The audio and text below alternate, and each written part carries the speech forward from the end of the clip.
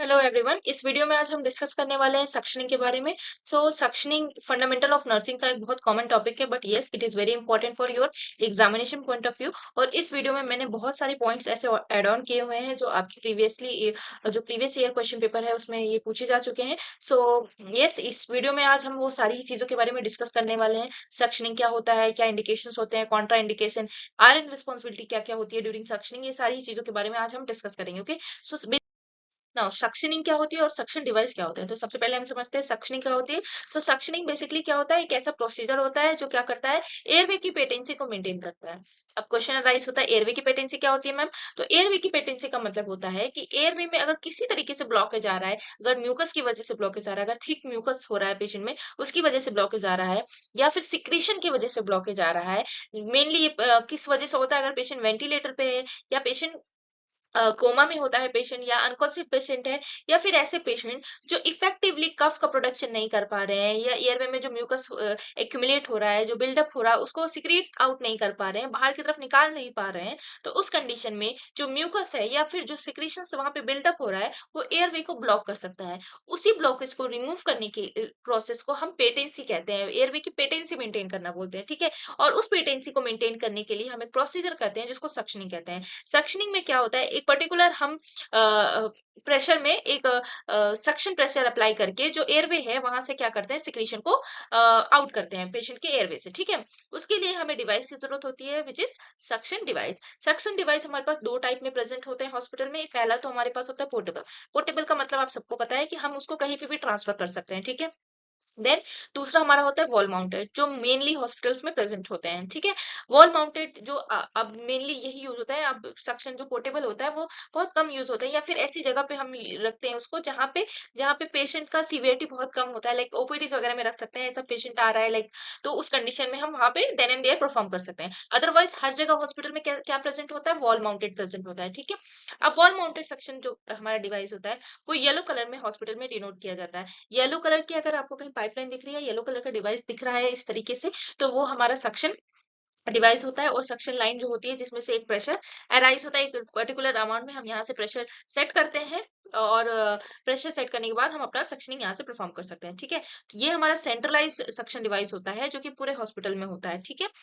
ये हो गई बात की suction device. Then suction catheter. Suction catheter हमारे डिपेंडिंग अपॉन क्या, अगर पेशेंट वेंटिलेटर पे है तो हम पेशेंट की जो ईटी साइज होती है उसके अकॉर्डिंग हम सेलेक्ट करते हैं, या बच्चा पीडियाट्रिक है तो उसके अकॉर्डिंग सेलेक्ट करते हैं, या अडल्ट है तो उसके अकॉर्डिंग सेलेक्ट करते हैं। तो सक्शन कैथेटर भी डिफरेंट डिफरेंट साइज के आता है जो कि मेनली फ्रेंच में होता है, ठीक है। अब इसको हम जो कंडीशन है पेशेंट की उसके अकॉर्डिंग इसको सेलेक्ट करते हैं, जो फर्दर हम डिस्कस करने करेंगे इस वीडियो में। ओके, ये देखिए कुछ कॉमन पिक्चर मैंने यहाँ पे अरेंज की हुई है जिससे आपको ये आइडिया लग जाएगा कितने टाइप से सक्शनिंग करते हैं। पहला तो हम नेजल सक्शनिंग परफॉर्म कर सकते हैं वाया नेजल। जब नेजल हम सक्शन कैथेटर को इंट्रोड्यूस करते हैं ताकि जो सक्शन जो भी नेजल सिक्रीशंस है या नेजोफेरिंजियल सिक्रीशंस है उसको क्या करें, एक्यूमुलेट कर सकें, उसको बाहर कर सकें ताकि पेटेंसी मेंटेन हो, तो उसे हम नेजल सक्शन कहते हैं। देन ओरल सक्शन आ गया। ओरल सक्शन ओरली, जब ओरल कैविटी का हम सक्शन करते हैं, ओरोफेरिंजियल सक्शन करते हैं, तो उस वक्त हम ओरल सक्शन करते हैं।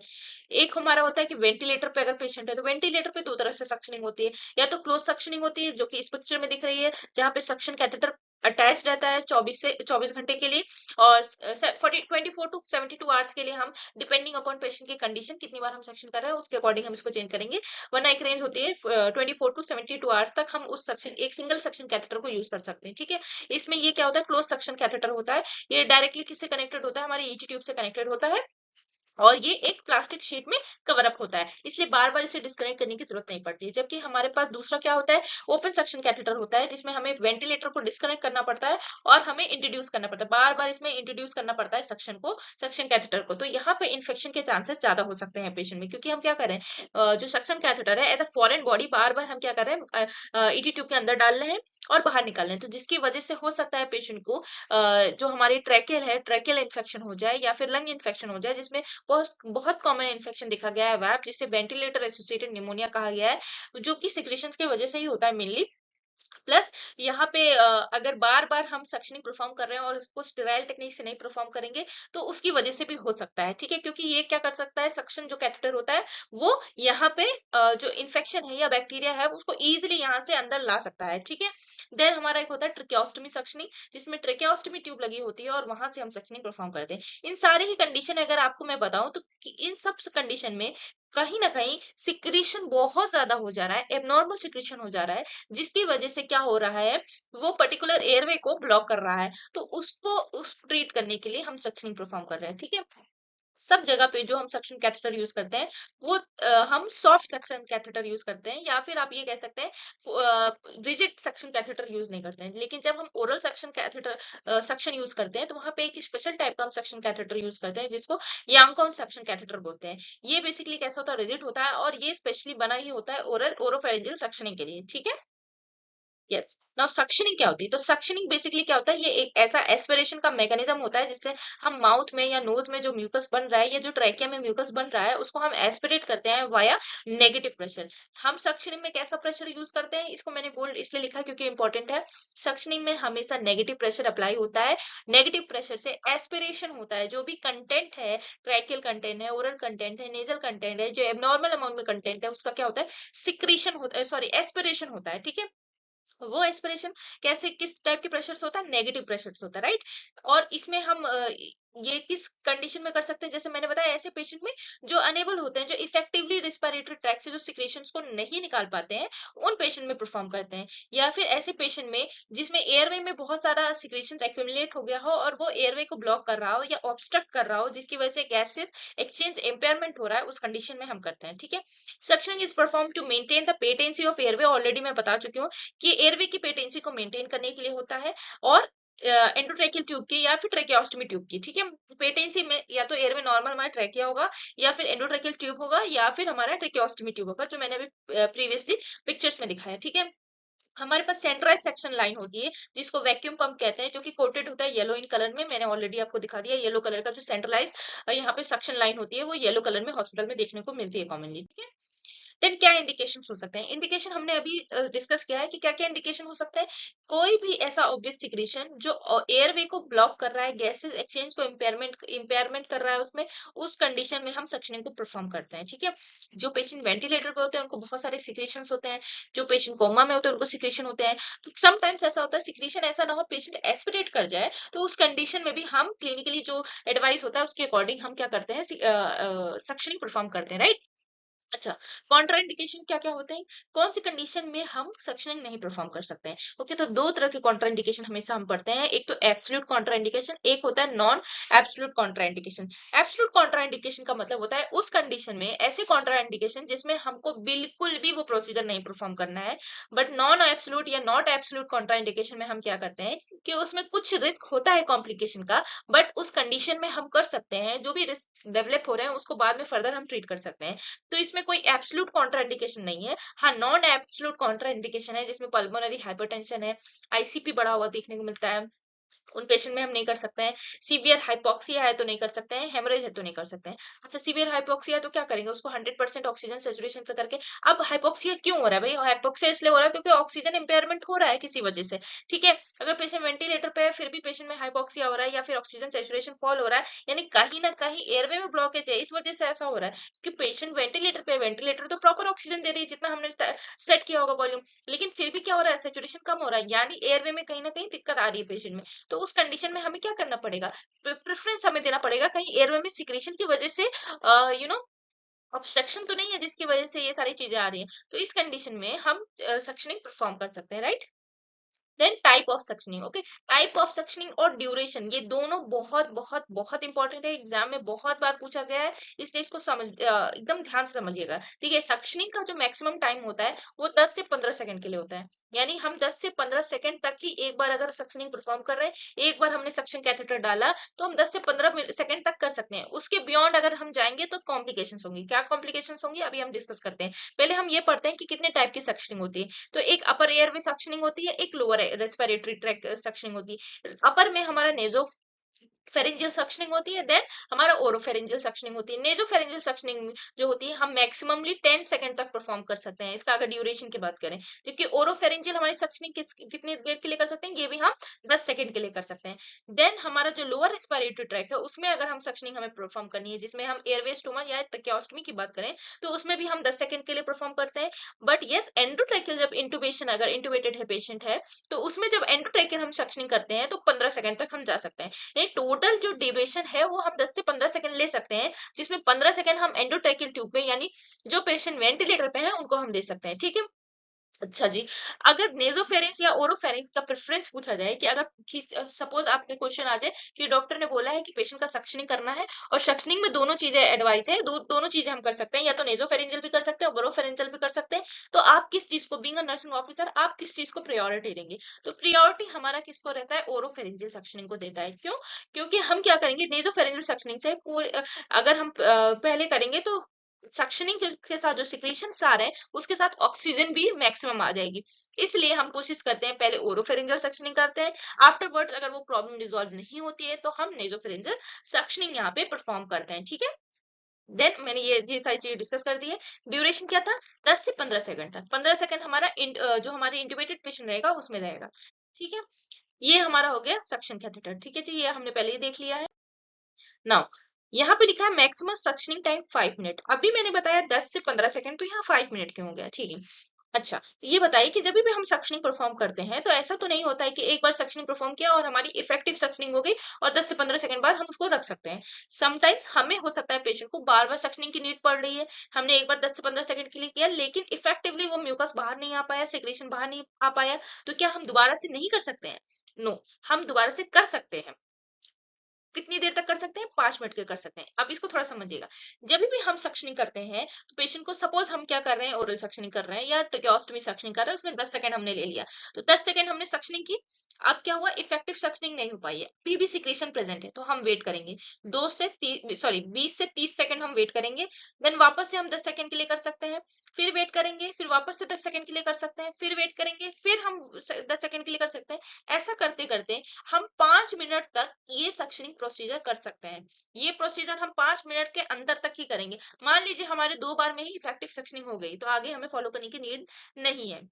या फिर हमको 2-4 बार करना पड़ रहा है भी, तो हम 5 मिनट तक ही कर सकते हैं। 5 मिनट बाद हम पेशेंट में सक्शनिंग नहीं करेंगे, क्योंकि वो हाइपोक्सिया करा सकता है पेशेंट में। प्लस हमारा क्या कर सकता है कि बार बार हमारे सक्शनिंग करने की वजह से वेगस नर्व स्टिमुलेट हो सकती है, जिसकी वजह से वेगल स्टिमुलेशन होगा और पेशेंट में ब्रेडिकार्डिया देखने को मिलेगा। ब्रेडिकार्डिया मतलब रिड्यूस हार्ट रेट देखने को मिलेगी, सॉरी, डिक्रीज हार्ट रेट देखने को मिलेगी यहाँ पे। तो मैक्सिमम जो टाइम होगा मिनट्स में, वो 5 मिनट हो सकता है। और उस 5 मिनट के अंदर हम 10-10 सेकंड में गैप लेके कर सकते हैं, 10 से 20 सेकंड का गैप लेके हम अपनी सक्शनिंग परफॉर्म कर सकते हैं। समझ पा रहे हैं आप? ठीक है।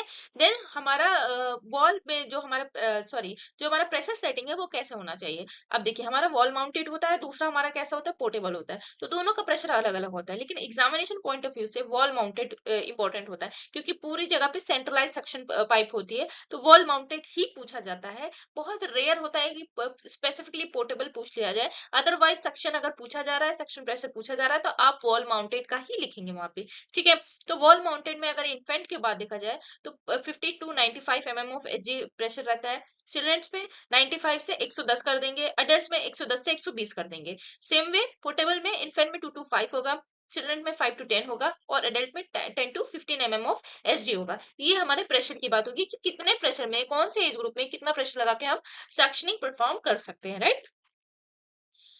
नाउ ये तो हो गया हमारे सक्शनिंग के बाद। देन गुडल एयरवे, आपने इस तरीके का एयरवे देखा होगा कि ऐसे जो इंट्यूबेटेड पेशेंट होते हैं या फिर जो अनकॉन्शियस पेशेंट होते हैं उनमें ये एयरवे लगाया जाता है।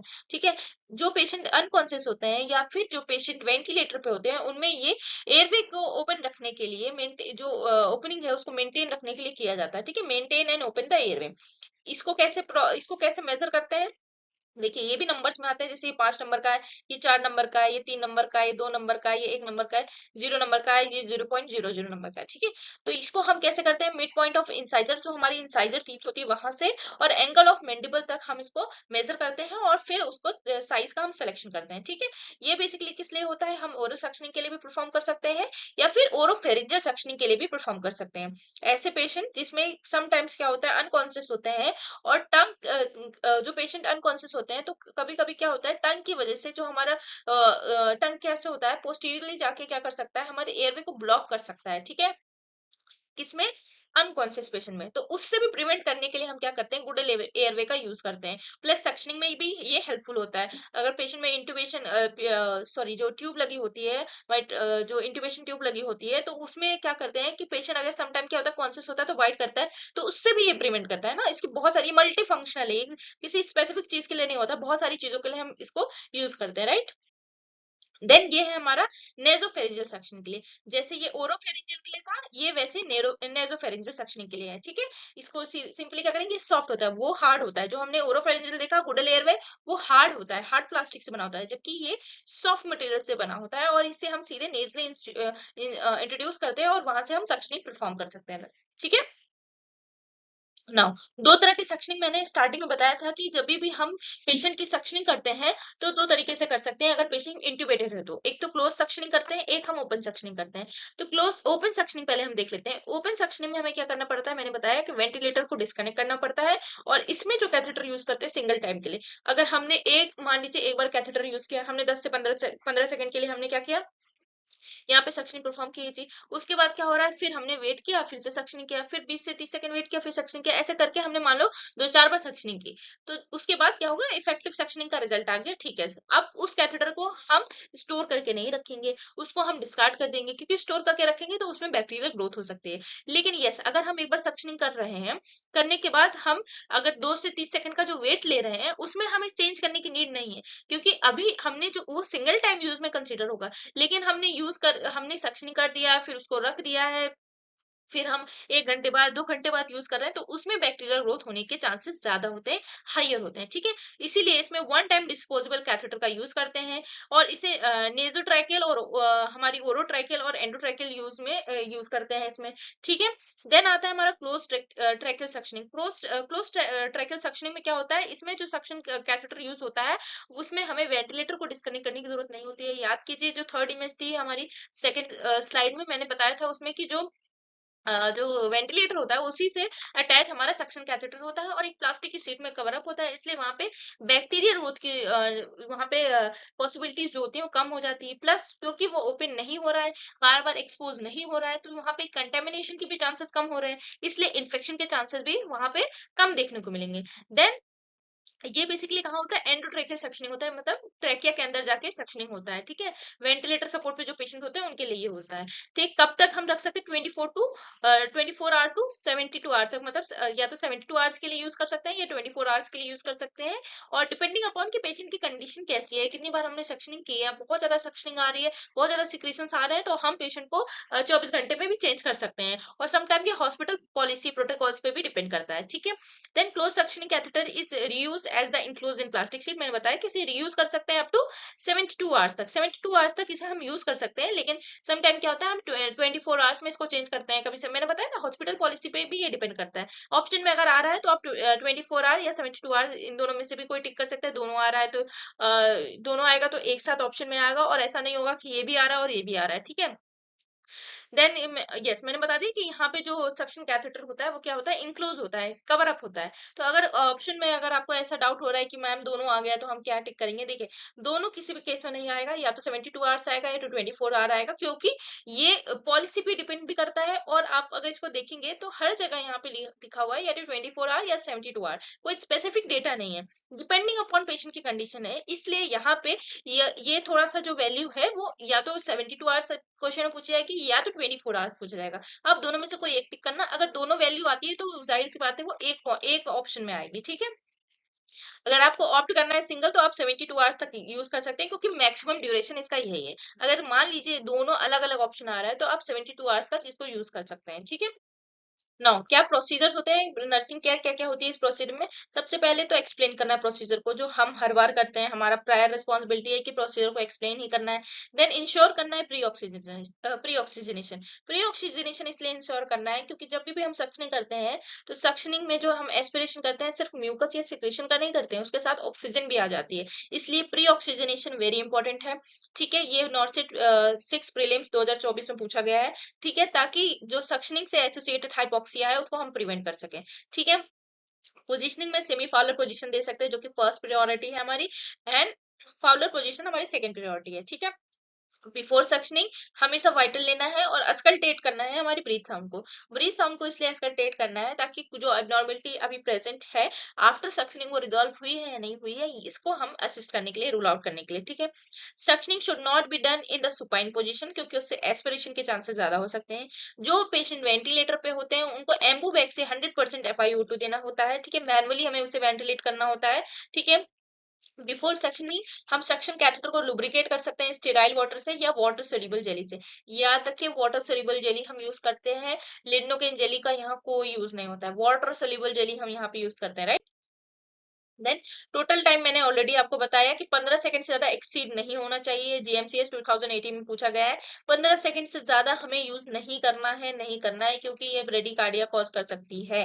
ठीक है, अगर इनकेस 15 सेकंड से ज्यादा अगर हम यूज कर रहे हैं, अगर सक्शनिंग परफॉर्म कर रहे हैं तो वेट करके करेंगे, क्योंकि ये म्यूकोजल डैमेज भी करा सकती है।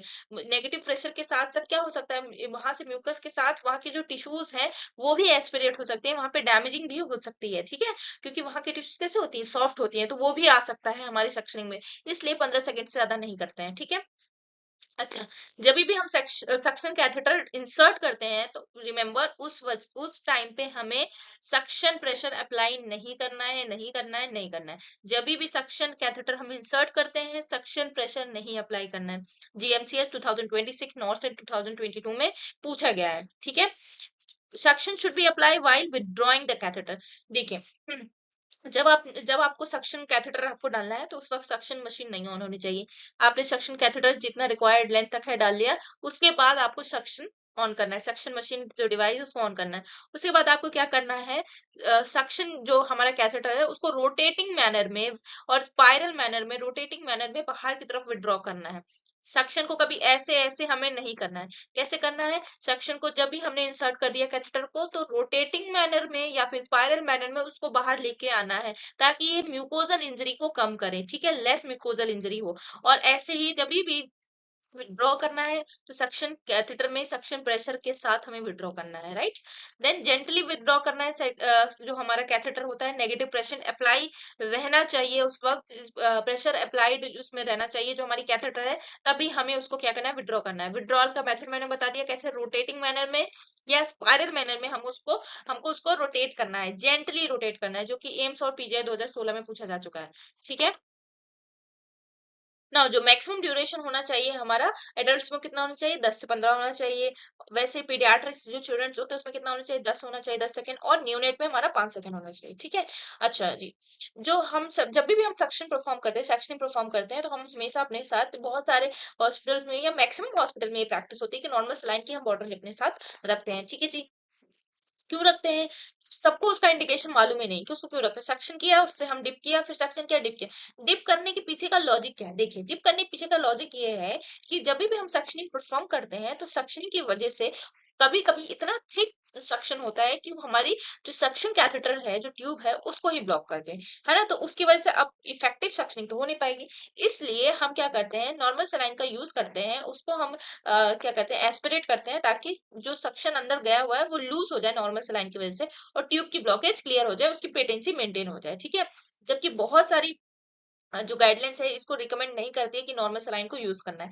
लेकिन सम टाइम क्या होता है, जब ये तब रूटीनली हमें यूज करने की जरूरत नहीं है, लेकिन जब ब्लॉक हो जाए जो हमारा ये सक्शन कैथेटर है, उस वक्त हम यूज कर सकते हैं। क्योंकि या तो हम चेंज कर दें कैथेटर को, या फिर हम क्या करें, हम नॉर्मल सलाइन से यूज कर सकते हैं। ठीक है, डीप सक्शन हमें अवॉइड करना है, क्योंकि मैंने बताया है कि वेगस नर्व स्टिमुलेट हो जाएगी, जिसकी वजह से ब्रेडिकार्डिया देखने को मिलेगा पेशेंट में। ठीक है, अब ये हमारी सक्शन कैथेटर है। ठीक, सक्शन कैथेटर कलर कोडिंग और फ्रेंच के अकॉर्डिंग होती है, ठीक है। हर एक कलर का एक डिफरेंट साइज और फ्रेंच होता है, ठीक है। अब देखिए यहाँ पे यूजुअली पीडियाट्रिक्स में black, blue, green colour use होता है, ठीक है, जबकि एडल्ट में white, green, orange, red, yellow use होता है। इस सब में देखिए यहाँ पे फ्रेंच में दिया हुआ है कि कितने फ्रेंच का ये सक्शन कैथेटर प्रेजेंट है, ठीक है। तो ये आपको याद होना चाहिए एग्जाम के लिए, बहुत ज्यादा इंपॉर्टेंट है, राइट। नाउ इसके बारे में मैं बता चुकी हूँ स्टार्टिंग में ही कि ये ओरल सेक्शन के लिए बेसिकली यूज होता है, क्योंकि ये रिजिड होता है इसलिए इजीली यहाँ पे हम यूज कर सकते हैं। जबकि नोज में हमें जब डालना जो होता है तो हमें सॉफ्ट एक मटेरियल की जरूरत होती है, क्योंकि रिजिड डालेंगे तो क्या कर सकता है, इंजरी कॉज कर सकता है ना। और यहाँ पे अगर हम सॉफ्ट डालेंगे तो इफेक्टिव सेक्शनिंग नहीं हो सकती है, इसलिए यहाँ पे थोड़ा सा रिजिड हम बॉडी और इंस्ट्रूमेंट की यूज करते हैं ताकि इफेक्टिव सेक्शनिंग यहाँ पे परफॉर्म हो। नाउ इन केस हमारा पेशेंट जो है वेंटिलेटर पे है, तो उस कंडीशन में हम किस तरीके से फ्रेंच को हम डिसाइड करेंगे कि कौन से फ्रेंच की हमें सक्शन कैथेटर यूज करनी है अगर पेशेंट वेंटिलेटर पे है। क्योंकि वेंटिलेटर पे है तो यानी एंडोट्रैकियल हमें सक्शनिंग परफॉर्म करनी है, तो हम ट्यूब का सिलेक्शन, सॉरी सक्शन कैथेटर का सिलेक्शन कैसे कर सकते हैं, ठीक है। तो उसके लिए एक फॉर्मूला होता है, देखिए ईटी ट्यूब का जो साइज होता है उसको माइनस करेंगे 2 से और मल्टीप्लाई करेंगे 2 से। सपोज हमारे पास ईटी का ट्यूब है 7, ठीक है, तो सक्शन कैथेटर का क्या होगा हमारे पास साइड, तो 7 माइनस 2 करेंगे, मल्टीप्लाई बाय 2 करेंगे, हमारे पास 10 फ्रेंच आ जाएगा। और 10 फ्रेंच का हम इस जगह में सक्शन जो कैथेटर है उसको हम यूज कर सकते हैं, ठीक है। एक चीज और याद रखिएगा कि जब भी सक्शन कैथेटर को हम जब यूज करते हैं तो वो एटलीस्ट 50% ऑक्यूपेंसी रखे, जो हमारी ईटी ट्यूब होती है, जो ईटी ट्यूब का जो ल्यूमेन होता है उसका एटलीस्ट 50% ऑक्यूपेंसी होनी चाहिए, किसकी, हमारी हमारी सक्शन कैथेटर की, राइट। तो ये कुछ इंपॉर्टेंट पॉइंट्स थे हमारे जो कि आपके एग्जामिनेशन पॉइंट ऑफ व्यू के लिए इंपॉर्टेंट थे ना। कुछ और रिमेनिंग पॉइंट है, एक बार क्विकली हम रिवीजन कर लेते हैं कि क्या क्या इंपॉर्टेंट पॉइंट है। देखिए पर्पस मैंने बता दिया, सिक्रीशन, म्यूकस, ब्लड, वॉमिटिंग, ये सारी चीजों को रिमूव करने के लिए, एयरवे को, मेनली एयरवे को पेंटेट करने के लिए। प्री ऑक्सीजनेशन इंपॉर्टेंट है, यस। सक्शन प्रेशर में जो है सक्शन प्रेशर में बहुत ज्यादा हम सक्शन का यूज नहीं कर सकते हैं, म्यूकोजल ट्रॉमा कर सकता है ये, ठीक है। और क्या, सक्शन प्रेशर जो एज ग्रुप है उसके अकॉर्डिंग ये डिसाइडेड है, ठीक है। ड्यूरेशन हमने पढ़ रखा है कि कितनी देर से करने के लिए करना है, हमें 10 से 15 सेकंड के लिए करना है। देन इंसर्शन के टाइम पे हमें प्रेशर नहीं अप्लाई करना है, जबकि विड्रॉल के टाइम पे हमें suction pressure in spiral manner या रोटेटिंग मैनर में हमें अप्लाई करना है, ठीक है। जो टेक्निक होनी चाहिए, it should be sterile, otherwise infection हो सकता है पेशेंट को, ठीक है। फ्रीक्वेंसी ऑफ सक्शनिंग क्लिनिकली जैसे इंडिकेटेड है या जैसे बताया गया है, डिपेंडिंग अपॉन कितना सिक्रेशन आ रहा है पेशेंट को, या फिर जो हम विजुलाइज कर रहे हैं कि पेशेंट को सिक्रेशन आ रहा है, या मैनुअली जो हम देख रहे हैं, राइट। ये रूटीनली नहीं होता है कि हमको करना ही है, जरूरी नहीं है कि हम पेशेंट में सक्शनिंग एडवाइस कर दी तो करना ही है। डिपेंडिंग अपॉन पेशेंट की कंडीशन है कि नहीं सक्शनिंग करने वाली, सिक्रेशन आ रहे हैं या नहीं आ रहे हैं, या फिर वाइटल्स कुछ एबनॉर्मल हो रहे हैं, मान लीजिए हमारा SpO2 सैचुरेशन जो है वो फॉल हो रहा है, तो उस कंडीशन में हम सक्शनिंग परफॉर्म करेंगे, ठीक है। ऐसा नहीं सब सारे वाटर स्टेबल है लेकिन सक्शनिंग बोला गया तो we have to do suctioning, no, ये ऐसा रूटीनली एडवाइस नहीं होता है, ठीक है। कॉम्प्लिकेशन में हाइपोक्सीमिया हो सकता है, ब्रेडिकार्डिया, एरिथमिया हो सकता है, म्यूकोजल ट्रॉमा हो सकता है, यस, ब्लीडिंग हो सकती है, और ICP भी बढ़ा हुआ देखने को मिल सकता है। Then bradycardia, vagus nerve stimulation होगा तो ब्रेडिकार्डिया हो जाएगा, ठीक है। और इस ओरल सेक्शन और इसोफेरेंजियल सेक्शन के लिए हमने बताया कि कौन सा हम सेक्शन कैथेटर यहाँ पे यूज करेंगे, या कौन सेक्शन कैथेटर हम यहाँ पे यूज करेंगे। तो ये कुछ इंपॉर्टेंट पॉइंट्स थे फॉर योर अपकमिंग एग्जाम, और नॉर्थ सीट के पॉइंट ऑफ व्यू से बहुत ही ज्यादा इंपॉर्टेंट टॉपिक्स हमने आज ये डिस्कस किए हैं।